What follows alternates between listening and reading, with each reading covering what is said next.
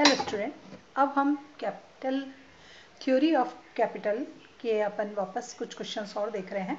इसमें एक company has earning of 1 lakh rupees. Company की जो अर्निंग है वो 1 लाख रुपीज़ है। इट इज़ लीवर्ड फर्म, और ये जो है वो एक लीवर्ड फर्म है। It means it has used डेप्ट कैपिटल। हैज़ डेप्ट कैपिटल 4 लाख रुपीज़। इसकी जो डेप्ट कैपिटल है इट इज़ 4 लाख रुपीज़ है कंपनी की। 10% rate of cost of equity, और इक्विटी की जो कॉस्ट है इट इज 10% है कॉस्ट ऑफ इक्विटी।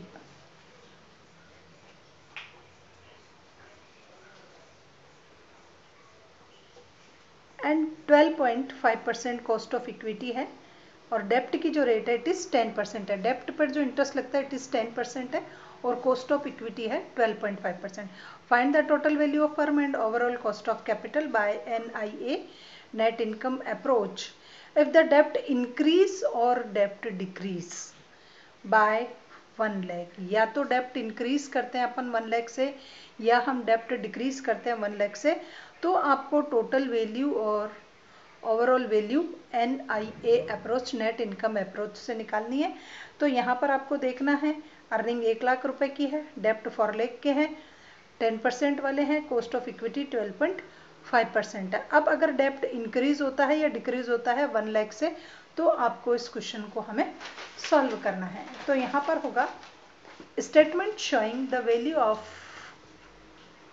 यहाँ आप लिखोगे statement showing total value of firm and overall value of firm. Firm की टोटल वैल्यू और फर्म की ओवरऑल वैल्यू को शो करने के लिए हम इस स्टाइल से बनाते हैं। तो यहाँ मैंने एक तो ले लिया एग्जिस्टिंग्स, एक होता है व्हेन डेप्ट इंक्रीज, और एक कॉलम हमने बना लिया व्हेन डेप्ट डिक्रीज। अब आप देखोगे कि डेप्ट कितना है, डेप्ट है 10% का। एग्जिस्टिंग है अभी अपने पास 4 लाख रुपए का डेप्ट आपके पास है। अब आप कह रहे हो डेप्ट increase by 1 lakh rupees, 1 lakh से इंक्रीज करना है और 1 लाख से ही इसको डिक्रीज करना है। तो 1 लाख से इंक्रीज का मतलब 5 लाख रुपीज का डेप्ट हो जाएगा, और जब हम डिक्रीज करते हैं तो इट इज 3 लाख रुपीज का हो जाएगा, और 10% वाले डेप्ट है हमारे पास। अब आपके पास EBIT दिया हुआ है फर्म में, EBIT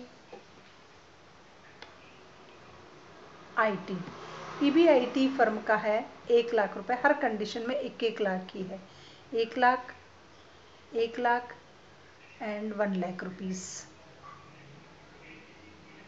हम करेंगे less interest, less interest INTEREST। Interest 4 lakh का 10%, 5 लाख का 10%, 3 लाख का 10%। 4 लाख का 10% 40,000, 5 लाख का 10% 50,000, और 3 लाख का 10% 30,000। इसको इनमें से माइनस कर देंगे, तो यहाँ बचे हमारे 70,000, यहाँ बचे 50,000, और यहाँ बचेंगे हमारे पास 60,000। And it is earning available for equity share holders. Earning या earning available for equity share holder, या इसको बोलते हैं इक्विटी कैपिटलाइज अर्निंग। हाँ हो गया, earning available for equity share holder. ये अर्निंग अवेलेबल होती है इक्विटी शेयर होल्डर्स पे। अब हमारे को इक्विटी की कैपिटलाइजेशन की रेट दे रखी है। कैपिटलाइजेशन रेट जो इक्विटी की थी वो सबके लिए बराबर है 12.5%, 12.5%, एंड तीनों के लिए क्वेश्चन में दे रखी है 12.5%। तो मार्केट वैल्यू ऑफ इक्विटी हमें निकालनी पड़ेगी। Market value of equity, market value of equity निकालने का फॉर्मूला है 60,000, ये बचा EBT upon into 100, 50,000 12.5 into 100, 70,000 12.5 into 100। इस स्टाइल से हम निकालेंगे, तो ये निकल करके आएगा 4,80,000 फर्स्ट एग्जिस्टिंग, इंक्रीज पे निकल करके आएगा ये आपके 4 लाख, और डिक्रीज पे निकल करके आएगा 5,60,000। तो ये हो गई हमारे वैल्यू ऑफ इक्विटी, जिसको हम एस के नाम से जानते हैं। अब हम निकालेंगे वैल्यू ऑफ डेप्ट जो हमें दी हुई है। वैल्यू ऑफ डेप्ट फर्स्ट में आपको बता ही रखा, इसने 4 लाख के हैं, 4 लाख लिख दो, दोनों को ऐड कर दो, 8,80,000 होगी। V प्लस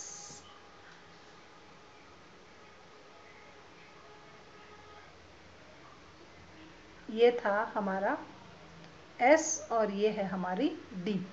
तो S और D दोनों ऐड होकर के वैल्यू ऑफ फर्म निकल जाएगी। यहाँ पर 5 लाख रुपीज़ के दे रखे ऊपर, क्योंकि इंक्रीज पर बताना आपको, देन 9 लाख रुपीज़। उसके बाद यहाँ पर आपके डिक्रीज हैं, तो ये हो गया 8,60,000। अब आपको ये तो निकाल दी उसने value of firm, value of firm इन दोनों को ऐड कर करके निकालना है। अब आपको निकालना है ओवरऑल वैल्यू ऑफ फर्म,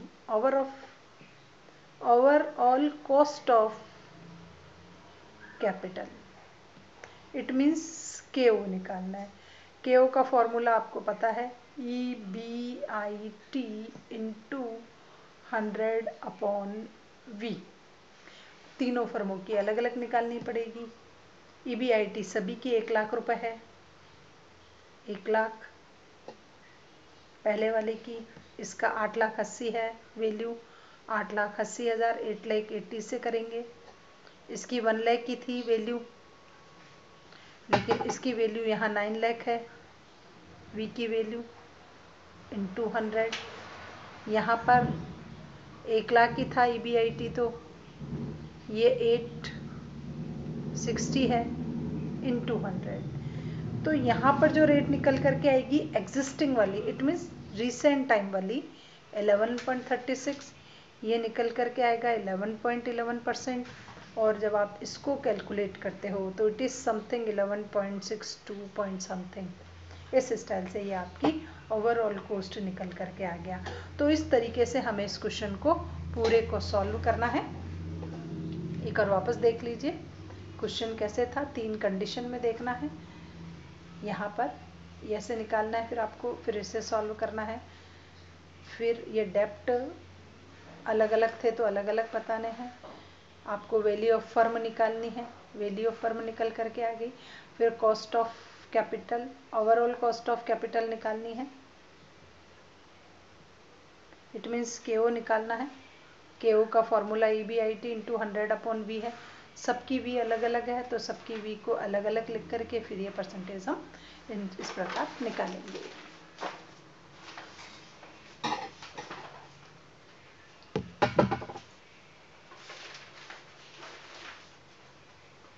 अब आता है आपके एक और क्वेश्चन।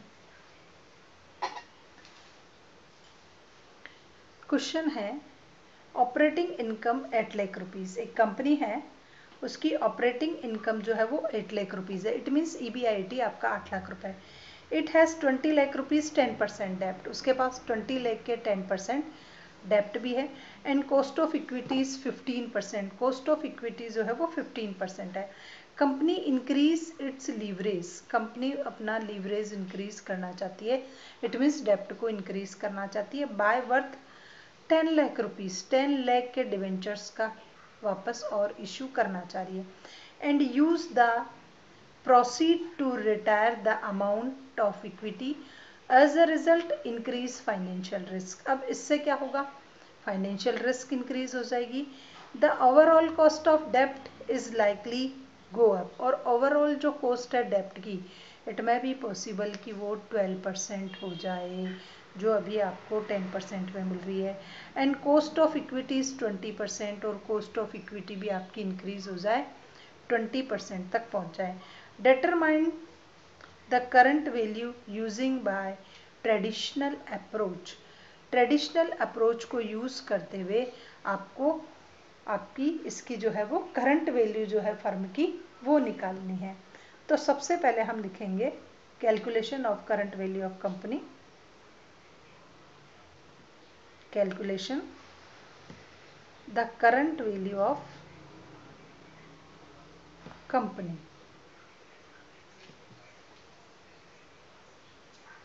सबसे पहले नेट ऑपरेटिंग इनकम लिख दो या ईबीआईटी लिख दो, नेट ऑपरेटिंग इनकम, और हम ईबीआईटी भी लिख सकते हैं। ईबीआईटी क्वेश्चन में दिया हुआ है 8 लाख रुपीस का है हमारे पास। उसके बाद है less interest, less interest 20 lakh के हैं 10% डेप्ट, तो 20 लाख का 10% हो गया हमारे पास 2 लाख। 2 लाख का हमने इंटरेस्ट पे कर दिया। Then 6 lakh is our EBT. This is earning available for equity share holders. अब है इक्विटी की कैपिटलाइजेशन की rate.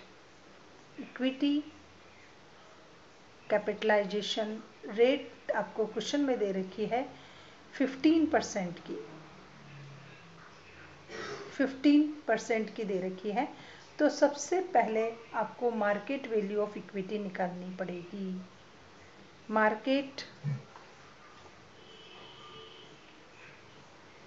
Value of equity, market value of equity निकालने का फॉर्मूला है S is equal to EBT upon KO, overall cost of KE cost of capital. तो EBT हमारे को दे रखा 6 लाख रुपीस, 6 लाख लिख देंगे। ये दे रखी है आपको 15 या 15 लिख दोगे। तो यहाँ पर जो वैल्यू निकल करके आएगी हमारी, वो निकल करके आएगी 40 लाख रुपीस। जब हम इसको सॉल्व करते हैं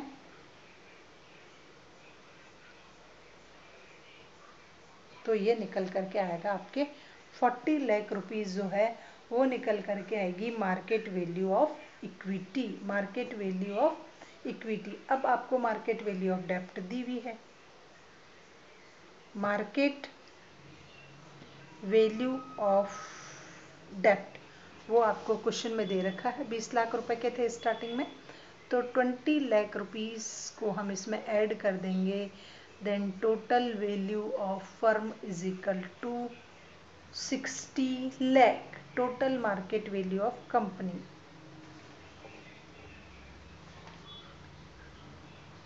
total market value of company it is equal to 60 lakh. आप इसके लिए ये भी फॉर्मूला यूज करते हो S plus D, value of equity और वैल्यू ऑफ डेप्ट मिला करके ये आ गया। अब वो कह रहा है कि आपको इसका इफेक्ट निकालना है इफ द डेप्ट is increase by 10 lakh rupees.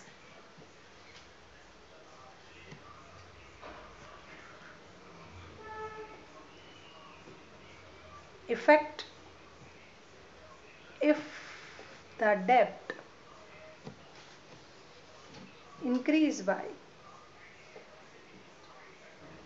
10 lakh rupees, डेप्ट अगर आपका 10 लाख से इंक्रीज हो जाता है तो अब आपके उस पर क्या इफेक्ट पड़ेगा। तो सबसे पहले वापस लिखना पड़ेगा नेट ऑपरेटिंग इनकम, वही आपकी net operating income, it means EBIT।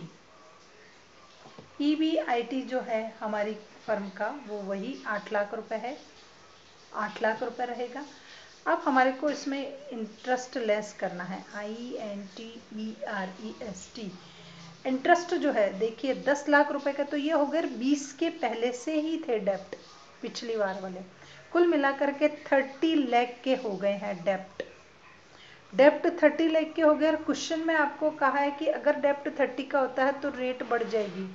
जहां पहले आपकी 10% की थी अब ये इंक्रीज होकर के 12% की हो जाएगी। तो आपको 30 लाख का 12% जो है वो इसमें से लेस करना पड़ेगा। इट इज़ इक्वल टू 3,60,000 का ओनली उसने इंटरेस्ट दे दिया डिवेंचर्स पर। जब वो नए डिवेंचर और इश्यू कर रहा है 10 लाख के, पहले 20 के थे 10 के कर रहा है, 10 के करने पर रेट की इंटरेस्ट बढ़ गई, तो जो है ये आपके लिए बचेगा ईबीटी जो बचेगा वो 4,40,000 का ही होगा।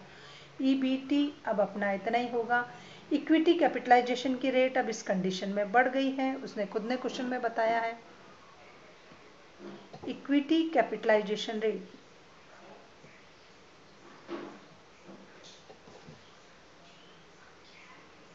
इज इक्वल टू हो गई आपके 20%। तो सबसे पहले आपको इक्विटी की मार्केट वैल्यू निकालनी पड़ेगी। Then market value of equity is equal to वही होगा S is equal to E B T upon K E. E B T हमें दे रखा है 440 का और के दे रखी है 20% की। तो यहाँ पर इसकी जो वैल्यू निकल करके आएगी वो निकल करके आएगी 22 लैक्स। 22 लैक्स निकल करके आएगी value of equity. Value of equity is equal to 22 lakhs निकल करके आ गया। और वैल्यू ऑफ डेब्ट आपको दी भी है क्वेश्चन में। मार्केट वैल्यू ऑफ डेब्ट क्वेश्चन बोल ही रहा आपको 20 के पहले के थे 10 और 10 के और नए इश्यू कर दिए। इट मीन्स कुल मिलाकर के 52 लाख की जो है वो आपकी total value of total market value of firm जो है वो आपकी ये हो जाएगी। तो V is equal to S plus D equity की और डेप्ट की दोनों की वैल्यू को ऐड किया तो आपका ये निकल करके आ जाएगा। अभी कह रहा है कि हमें इस प्रपोजल को एक्सेप्ट करना है या नहीं चाहिए। देखिए यहाँ पर आपकी मार्केट वैल्यू 52 लैक्स की है और जबकि पहले मैंने जब क्वेश्चन सॉल्व किया था तो आपने देखा था मार्केट वैल्यू 60 लाख रुपीस की आ रही है। जब 20 केवल मात्र आपके पास 20 लाख के थे तो 60 लाख की वैल्यू है। 30 लाख का डेब्ट रखते ही मार्केट वैल्यू कम हो गई। इट मीन्स हमें प्रपोजल एक्सेप्ट नहीं करना चाहिए। Proposal is not recommended. तो आपको एक नंबर के लिए ये बात लिखनी पड़ेगी, प्रपोजल विल नॉट एक्सेप्टेड या should not accepted, should not accepted because the total value of firm is decrease from 60 lakh to 52 lakh। 60 lakh से 52 लाख रुपए तक अगर फर्म की वैल्यू आ गई है तो हमें इस प्रोजेक्ट को एक्सेप्ट नहीं करना चाहिए। अब नेक्स्ट क्वेश्चन आता है आपका कि आर और एस आर आइडेंटिकल। आर और एस जो फर्म है वो आइडेंटिकल फर्म है except that R does not use any डेब्ट। It means R is unlevered firm. R is unlevered firm because it is not use any debt and S has 5 lakh rupees 10% debenture but S के पास जो है वो 5 लाख के 10% के debentures है। Earning before interest and tax is 2 lakh rupees, दोनों की 2 लाख रुपए है अर्निंग बिफोर टैक्स एंड और ये। उसके बाद है कैपिटलाइजेशन की रेट 12% है, कॉर्पोरेट टैक्स 40% है। तो 2 लाख रुपए का EBIT है, ये 12% है, टैक्स की रेट 40% है। But R is unlevered firm and S is levered firm. बस आपको MM मॉडल को इसमें लगाना है, मोदी गिलियानी मिलर वाली मॉडल को अपनाना है। तो सबसे पहले हम लिखेंगे वैल्यू ऑफ अनलीवर्ड फर्म।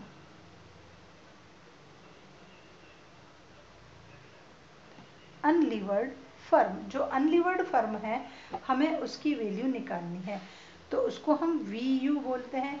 इसका फॉर्मूला है आपके लिए EBIT 1 minus tax upon KE। ये वाला फॉर्मूला हम इसमें लगाते हैं। क्वेश्चन में आपको दिया हुआ है 2 लाख रुपीज का EBIT, तो 2 लाख रुपीज का EBIT। कॉस्ट ऑफ कैपिटल आपको दे रखा है 12%। 1 में से माइनस करना है 0.40, तो 1 में से हम इसका माइनस जो है वो 40 कर देंगे कि रियल में इसमें से हमें कितना जो है वो लेस करना है, इस फर्म के लिए हमें लेस कितना करना है। तो यहाँ पर हम लेस करेंगे 2 लाख रुपीस, ये और ये हो गया आपका इतना। इसको अगर हम सॉल्व करते हैं तो यहाँ पर हमारा आंसर निकल करके आता है 10 लाख रुपीस का। इट मीन्स जो हमारी फर्म है अनलीवर्ड फर्म, उसकी कैपिटल की जो वैल्यू निकल करके आएगी वो आएगी 10 लाख रुपीस के लिए। अब हम निकालते हैं value of levered firm. Value of levered firm, इसको हम VL से डिनोटेट करते हैं, and value of unlevered firm plus DT या BT कुछ भी लगा सकते हो आप, डेप्ट को टैक्स से मल्टीप्लाई करना है। Value of levered firm VL, value of unlevered firm plus डेप्ट मल्टीप्लाई बाय टैक्स की रेट से मल्टीप्लाई करना है। Then VL is equal to value of unlevered firm, 10 lakh rupees था अनलीवर्ड फर्म की वैल्यू। डेप्ट इसने कह रखा है आपको क्वेश्चन में कि इसने जो डेप्ट लिए हैं वो 5 लाख रुपीस के हैं, तो 5 लाख रुपीस के आपके डेप्ट हैं, मल्टीप्लाई बाय टैक्स की रेट है आपकी 40%, तो आपको 0.40 से जो है वो इसको मल्टीप्लाई कर देना है। Then 10 lakh rupees plus 2 lakh rupees, इन दोनों को मल्टीप्लाई करने पर आएंगे 2 लाख रुपीस।